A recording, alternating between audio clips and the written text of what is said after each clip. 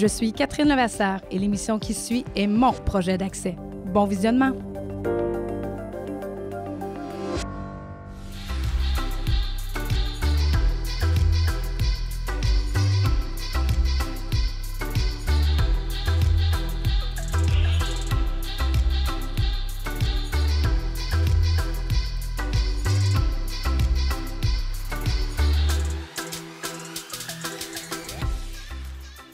Bonjour et bienvenue au cœur de l'action, au cœur de l'implication bénévole ici en Estrie, qu'on fait rayonner à travers des personnalités, à travers des gens qui s'impliquent, qui donnent de leur temps, qui sont généreux, comme M.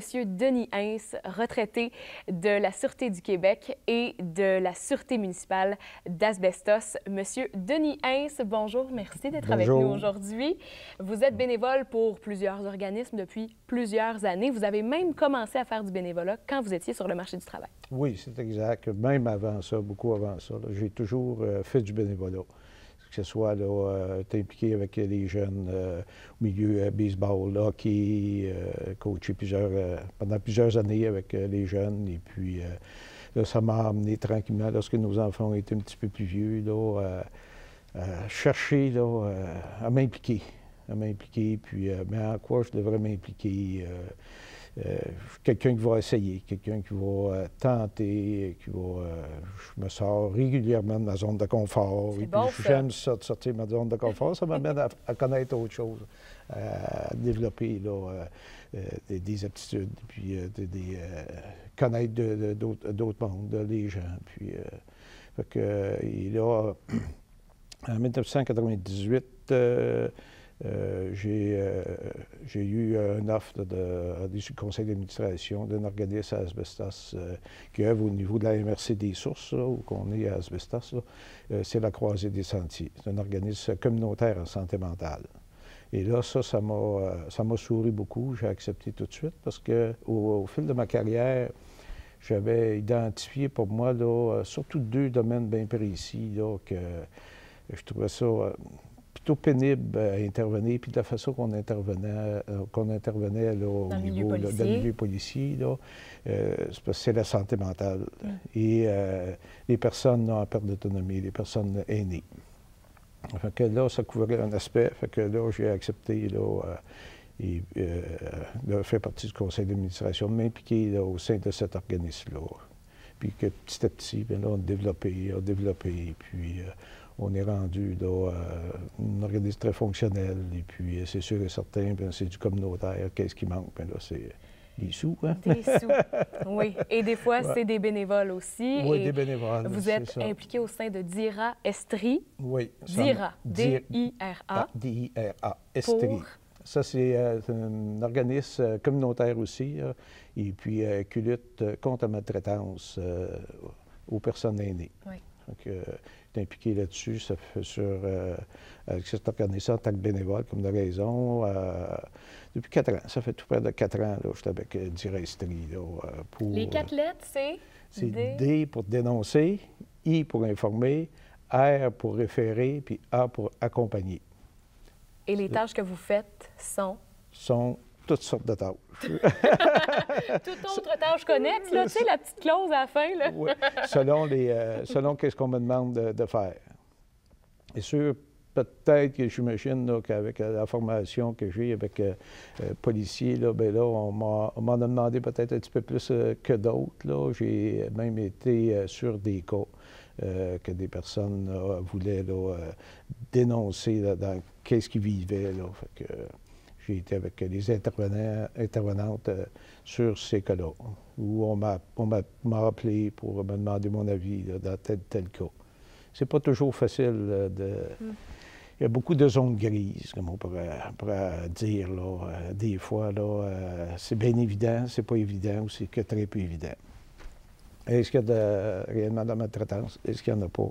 C'est là, il faut naviguer à travers tout ça, puis essayer de détecter réellement qu'est-ce qu'il y en est.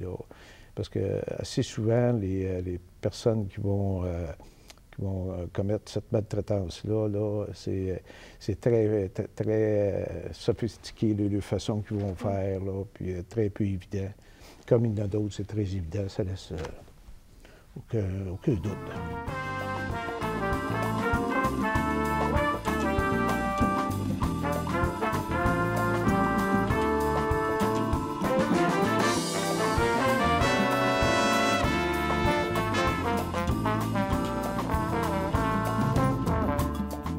Monsieur Denis Hintz, bénévole au sein de DIRA Estrie. On parle de maltraitance envers les aînés. C'est pas un sujet qui est très médiatisé. On n'en entend pas beaucoup parler. Et des fois même, on se demande, qu'est-ce que c'est finalement? Qu'est-ce que c'est la maltraitance envers les aînés? Avez-vous des exemples, des petites choses qui prouvent que oui, ça existe? Peut être sous différentes formes de maltraitance. Il peut y avoir de la maltraitance financière. Oui, celle qu'on connaît le plus. Qu'on a le matériel, sous toutes les formes, et puis psychologique, peut être sexuel. On l'a sur différents aspects et autant que ceux qui vont la commettre, la maltraitance, et autant de formes qu'on peut l'avoir aussi. Là. Fait que, c'est d'aller chercher ça, d'aller voir si c'est réellement de la maltraitance, puis à quel niveau si c'est de la maltraitance. Des fois, les gens ne veulent pas porter plainte, mais là, c'est là qu'on va, comme dans DIRA, le référer, puis on va les emmener à référer là, avec les bonnes personnes, des avocats, des notaires, des comptables, peut-être aller voir ou à Régie du logement, c'est un problème de logement. C'est le travail qu'on va faire au niveau de DIRA. À quel moment vous sentez que votre expérience professionnelle dans le milieu policier fait une différence au niveau de votre bénévolat? C'est sûr, c'est d'entrer en contact avec les gens. Moi, j'ai une bonne écoute. C'est de les faire parler, faire compter les questions à dire, d'aller chercher ça, là, puis d'intervenir au bon moment. Puis, c'est sûr et certain, c'est souvent, ça va ressortir. Puis, où je vais te dire moi-même, là, inquiétez-vous pas, là, j'étais policier, là, je suis policier à la retraite, là. Et là, c'est souvent, là, ça va amener les gens, là, à parler plus facilement, là. Si c'est un cas, parce que j'ai fait aussi de la formation avec DIRA et de l'information. Et puis, dernièrement, bien là, on avait un partenariat avec la chaire de recherche sur le vieillissement, ici à l'Université de Sherbrooke, et puis DIRA avait des questionnaires à faire remplir par les aînés.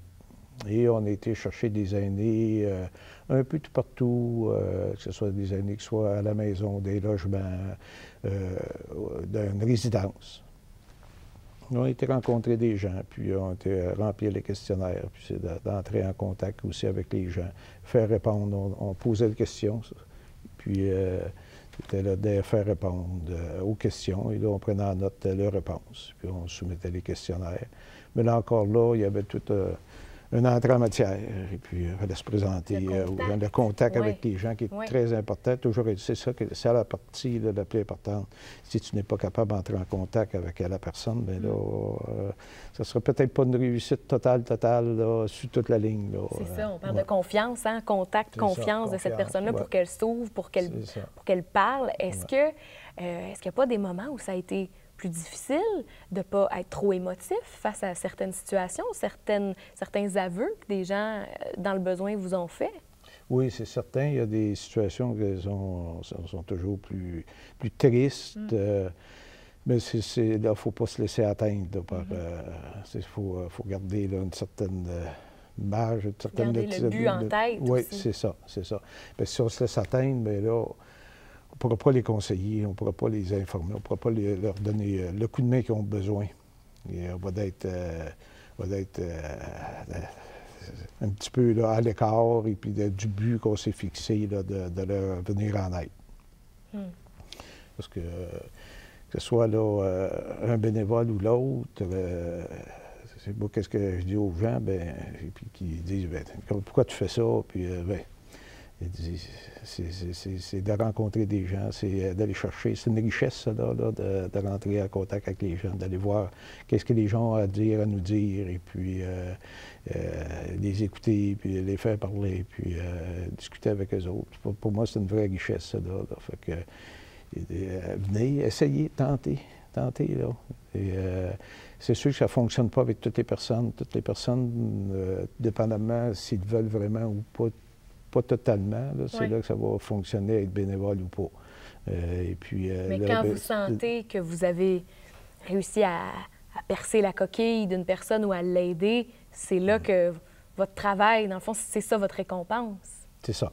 C'est là qu'il y a la paye. Oui, la paye, la paye émotive. On a notre paye dans notre cœur, dans notre tête. C'est pas monétaire. Ouais. C'est ça. En cours de rencontre avec les personnes, bien, on le voit bien. Là, à un moment donné, le sourire va apparaître, un petit sourire va apparaître, les lueurs dans les yeux vont apparaître.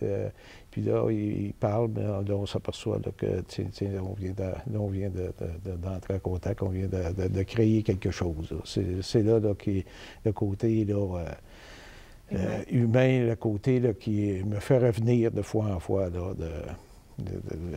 de retourner, puis donner du temps, des heures. Et puis, c'est ça le côté. Venir en aide aux gens, c'est ça qui a fait toute ma carrière. Moi, ça n'a jamais été un travail pour moi.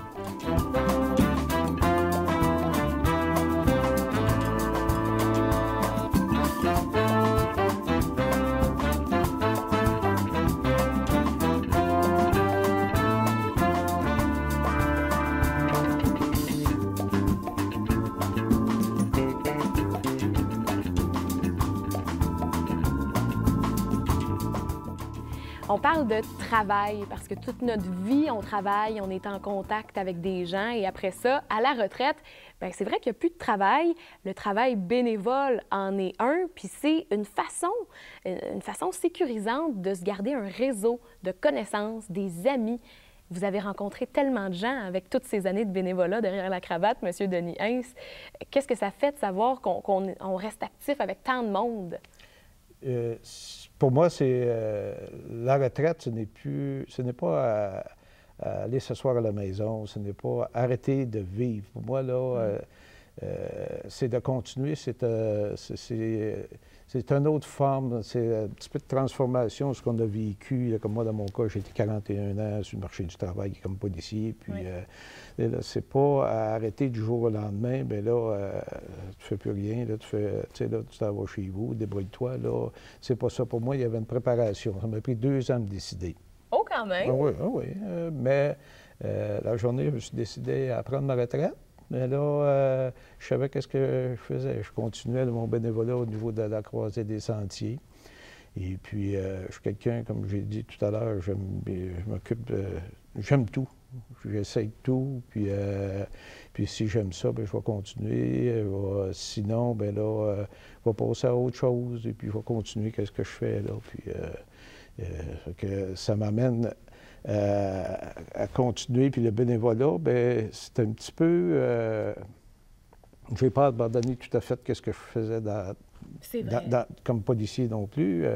Je découvre autre chose, je fais autre chose. C'est 2 autres milieux de travail que je connaissais pas, puis que j'ai appris à connaître. Et puis, ça m'amène à un petit peu la suite de qu'est-ce que je faisais comme policier. Pour moi, là, j'ai aidé les gens. Ça n'a jamais été un travail. C'était...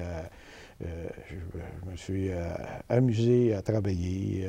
J'ai aimé travailler de cette façon-là. Quand j'étais policier, lorsque j'intervenais, soit sur un appel avec des plaignants, des victimes ou avec des suspects, des arrestations, je suis toujours assuré que les gens avaient bien compris le pourquoi, qu'est-ce qui se passait là. Qu'est-ce qui s'est passé là. Je suis toujours assuré de ça. Et je continue encore, aujourd'hui, à faire ce bout de chemin-là avec eux autres. Que ce soit quelques minutes ou quelques heures, ou comme à la croisée, bien, j'ai tout un croisée des sentiers, j'ai tout un privilège, je vois régulièrement. Plus qu'avec DIRA. DIRA, c'est par mandat, en fin de compte, là, ce qu'ils appellent. Et puis, à la croisée, je me permets, ça fait presque 20 ans que je suis à la croisée des sentiers. Bien, ça fait partie de la deuxième maison, c'est ça. Et j'adore. Je vois les voir, je vois dans leurs activités l'après-midi. On va manger avec eux autres une fois de temps en temps, puis on va participer avec eux autres, m'asseoir avec eux autres, puis avec le personnel, avec la clientèle, et puis on partage. C'est un nouveau cercle, c'est plein de nouveaux cercles après le marché du travail. Après le travail, il y a autre chose, c'est ça qu'il faut... Dans le bénévolat, autant de milieux qu'il y a, autant de milieux de travail, autant de sortes de bénévolat que tu peux faire, que tu peux arriver. Fait que c'est pour ça que peut-être pas tout le monde, je n'irai pas dire ça, qu'ils peuvent faire du bénévolat, sauf que pratiquement tout le monde. Tu sais, là, tu peux sûrement trouver quelque chose qui va répondre à qu'est-ce que tu veux apporter, à tes désirs, qu'est-ce que tu crois, qu'est-ce que tes connaissances, et puis... parce qu'il ne faut pas que ça arrête là, il faut continuer. Non, il faut continuer, il faut se garder actif. Il faut transmettre nos connaissances aussi. Et je pense que c'est ce que vous avez fait. On en parle de votre milieu de travail, votre milieu professionnel dans le monde policier. Vous avez pu transférer des connaissances, vous avez pu transférer ce bagage que vous avez accumulé toute votre vie. Et aujourd'hui, bien, c'est le temps de redonner. Alors, je pense que probablement qu'avec cette expérience-là, vous invitez, sans même le savoir, peut-être des gens à faire la même chose. Qu'elle essayer. Ils ne sont pas certains qu'elle essayer. Bon, c'est ça. Puis le temps, c'est le temps qu'on veut mettre. On n'est pas obligé un temps fixe. Si on veut donner 1 heure par semaine, il va y avoir un organisme qui va vous prendre 1 heure semaine. Oui. C'est 2 heures. Il y a un autre organisme qui va vous demander, puis ils vont vous occuper là, pour qu'est-ce que vous pouvez faire et savez faire. Et avec du plaisir, en plus, à travers tout ça. Puis avec le bonheur de rencontrer des gens. Merci, Denis Hintz. Merci beaucoup d'avoir été avec nous aujourd'hui. C'est un grand plaisir d'être ici aujourd'hui, de pouvoir partager ce petit bout-là. Merci beaucoup. Vous aimeriez, vous aussi, prendre part à l'Action bénévole de Sherbrooke? Plus de 250 organismes vous attendent. Consultez le site web du Centre d'action bénévole de Sherbrooke pour connaître les différentes opportunités de bénévolat qui s'offrent à vous. Vous avez besoin de soutien dans vos démarches? Contactez-nous. On est chez Dira Estrie, qui est un centre d'aide aux aînés victimes de maltraitance, avec Céline Delorme, intervenante. Bonjour Céline. Bonjour. Merci de nous recevoir aujourd'hui. Ça me fait plaisir. Dira Estrie. Définissons ce que fait Dira Estrie ici. Dira Estrie, c'est notre mission, c'est vraiment de prévenir et contrer la maltraitance des aînés. Alors, juste pour vous dire qu'est-ce que ça veut dire, Dira. D, c'est pour dire ou dénoncer. I, c'est pour informer. R, référer. Et A, accompagner. Okay. Alors, notre mission, comme je vous dis, c'est vraiment prévenir et contrer la maltraitance des aînés. Et on le fait sur 3 volets. Le premier volet, c'est vraiment où ce qu'on informe les gens. Donc, on donne des activités à nos aînés dans des résidences, dans des associations. Ça pourrait être... Vous promenez? On se promène dans l'Estrie, dans l'Estrie, dans nos 7 MRC. Notre deuxième volet, c'est de la formation. Donc, on vient outiller, outiller soit des préposés aux bénéficiaires, comme le 24 juin, ou soit techniques policières. Alors, pour qu'ils puissent, les yeux, autrement dit. Et en fin de compte, notre ultime mission, vision, c'est vraiment que les gens qui subissent une situation de maltraitance qui nous appellent. Et là, on les accompagne. C'est gratuit, c'est un service qui est gratuit. Bien, on les accompagne tout au long de leur... du processus. Du processus. On va vraiment au rythme de la personne. C'est important de le dire. Qui est important. Oui. On travaille beaucoup à la collaboration de nos partenaires comme la QDR, le C3S, le CAVAC. C'est rare qu'on règle un dossier toute seule. Donc, on travaille vraiment en équipe. On prend vraiment le temps de parler avec la personne et on se déplace chez les gens. Alors, c'est notre coordonnatrice, Lucie Caroline, qui fait quasiment toutes les interventions, là. OK. Comment on définit la maltraitance envers les aînés? On en entend de plus en plus parler. Oui. C'était un sujet dont on ne parlait pas avant. Maintenant, on en entend parler. C'est quoi? Qu'est-ce qu'un acte de maltraitance envers un aîné? C'est vrai que c'était quand même un sujet qui était tabou. Oui. Ça fait 22 ans qu'on est là et on essaye vraiment de se faire connaître. Et la maltraitance, il y a plusieurs types de maltraitance. Il y en a 7. Il y a financière, physique, psychologique, l'abus de droit, de l'agisme. La vraie définition de maltraitance, quand je fais, moi, des activités ou quand nos bénévoles font des activités, c'est important qu'ils sachent c'est quoi la maltraitance. Et la maltraitance, la définition, c'est un geste qui peut être singulier ou répétitif avec une personne avec un lien de confiance. On a un lien de confiance et que ça cause à la personne de la tristesse ou de la détresse. Donc, c'est vraiment important qu'il y ait un lien de confiance. Donc, il connaît la personne. Alors, ça peut être un enfant, ça peut être des petits-enfants, ça peut être un voisin, une voisine, mais il y a vraiment un lien de confiance. Mais ça doit être ce lien de confiance-là, justement, qui fait que c'est d'autant plus difficile pour ces gens-là de dénoncer. Oui, parce que, exemple, si c'est un enfant, bien là, il y a toutes sortes d'émotions, On est parents, on l'aime, notre enfant. Oui. Et de reconnaître c'est quoi la maltraitance. C'est pour ça que les activités de sensibilisation, c'est bien. Des fois, on a des témoignages qui disent, la personne a dit, mon Dieu, c'est ça que je suis en train de vivre. Alors afin qu'elle reconnaisse, parce que des fois, bon, on veut le tasser, hein, c'est des émotions. On se dit que c'est normal, on se dit que c'est pas si grave, on se dit que... Et ça va se passer. Hein, fait que c'est quand même difficile. C'est là que la sensibilisation est très importante. Oui, puis même encore là, il y a des gens qui dénonceront pas, Puis c'est pour ça qu'on essaye de dire maintenant, parce que dénoncer, ça fait comme, on l'a entendu à plusieurs reprises, dénoncer, ça fait comme appeler la police. Oui, c'est pas ça qu'on veut. On veut juste en parler, finalement. C'est ça. Puis c'est pas nécessairement qu'ils veulent, si c'est un enfant, couper le lien avec l'enfant. Hein? Ils veulent garder souvent le lien avec l'enfant, puis c'est important. Alors nous, bien, on essaye de dire, bien, c'est quoi vos besoins? Hein? Puis s'ils ne sont pas prêts, bien, ils ne sont pas prêts. Fait qu'on va vraiment au rythme de la personne. Ça enlève gros de la pression. Mais avant que les gens reconnaissent tout ça, bien, on a encore du travail à faire. Oui. Vous avez des bénévoles. Qu'est-ce qu'ils font au sein de Dira Estrie avec vous? Oui, on a une vingtaine de bénévoles. Et puis, disons que depuis 2 ans, une de mes tâches, c'est de faire la gestion des bénévoles. On n'a pas beaucoup, mais nos bénévoles, ils ont comme une spécialité parce que nous, notre besoin, c'est qu'ils animent. OK. Les ateliers, les formations, les formations ou des activités qui durent à peu près 1h30. Et de là, bien, c'est de parler devant un public. Et c'est pas non plus tout le monde qui sont habiles ou sont qui ont envie de le faire, qui ont envie de le faire. Ouais. Alors, c'est un petit peu plus des fois difficile d'aller les chercher. Et quand on va les chercher, bien là, on leur donne la formation et puis on essaye de les impliquer le plus possible. Fait qu'ils ont souvent une formation dans l'enseignement. Et bon, différentes formes, mais sont très impliqués, très intéressés. La seule affaire, c'est que, et on leur dit au tout début, nous, c'est occasionnel. Fait qu'on ne peut pas leur dire tous les jours. Fait que c'est quand on a de besoin. On les appelle. On les appelle, puis on essaie d'appeler avant. Et il y a beaucoup de bénévoles que ça fait leur affaire parce qu'ils peuvent s'impliquer à autre chose aussi. Mais en tout cas, les témoignages que j'ai, c'est valorisant.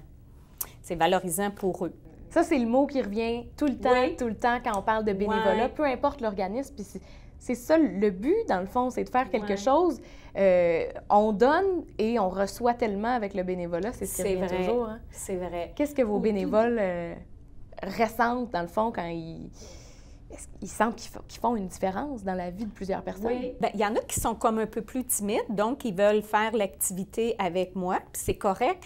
Et parce que je pense à une personne, et puis elle était timide, puis en fin de compte, j'ai dit « My God, t'es vraiment bon! » Et il savait même pas qu'il y avait ce talent-là d'aller chercher les gens. Ah, il dit « C'est vrai! » Il dit « En fin de compte, j'aime ça. » Fait que c'est comme un petit défi. Un petit défi pour lui, puis en fin de compte, bien, il aime ça. Donc, il se fait il exploite ses talents cachés. Oui, une découverte de soi à travers le bénévolat aussi. Hein? Oui, tout à fait. qu'est-ce que vous diriez à des gens qui ont envie de s'impliquer, qui ont envie de venir faire un tour à Dira Estrie pour voir s'ils peuvent faire quelque chose, s'ils peuvent changer eux aussi? Il faut que les bénévoles aiment les aînés, hein, qu'il y ait un penchant avec les aînés et que la cause, c'est important qu'ils croient à la cause sur la maltraitance. Ça, c'est important. Je dirais même que c'est très important. Et aussi qu'ils aient le goût d'animer. Nous, c'est tous des personnes de 55 et plus qui sont bénévoles. Ils sont à la retraite. Moi, je pense que tous sont à la retraite. Et ils veulent continuer parce que ceux qui étaient dans l'enseignement ou j'en ai d'autres qui étaient dans une profession où ce qu'ils avaient animé aux ressources humaines ou peu importe, qui continuent un peu leur travail. C'est ça, c'est comme de pas... c'est pas une fracture entre le milieu professionnel et la retraite. On continue à travailler un peu à travers tout ça, et évidemment, à s'accomplir. Puis, vous l'avez dit, Céline Delorme, la mission, on le pense, elle est importante et il faut continuer d'en parler beaucoup. C'est important qu'on va au rythme du bénévole aussi, parce que nos bénévoles sont très occupés. Hein? Oui. Ils ont un agenda très occupé. Alors, c'est pour ça qu'on se prend d'avance. Et après ça, OK, mais puis il faut que ça soit un peu le fun. C'est le fun, exactement. Et nos activités sont le fun. Des petites scénettes ou ce qu'ils ont même du théâtre à faire, là, fait que ça avec de l'humour, ça passe mieux. Céline Delorme, merci beaucoup de nous avoir reçus aujourd'hui à Dira Estrie. Bien, ça me fait grandement plaisir. Merci. Merci d'avoir plongé au cœur de l'action avec nous cette semaine avec M. Denis Hintz, bénévole à Dira Estrie, Céline Delorme, intervenante. Si vous avez des commentaires, des questions, que vous avez envie de vous impliquer aussi, c'est simple, matv.ca ou encore vous vous rendez sur Facebook, sur la page de MaTV Sherbrooke et je vous invite à être des nôtres la semaine prochaine.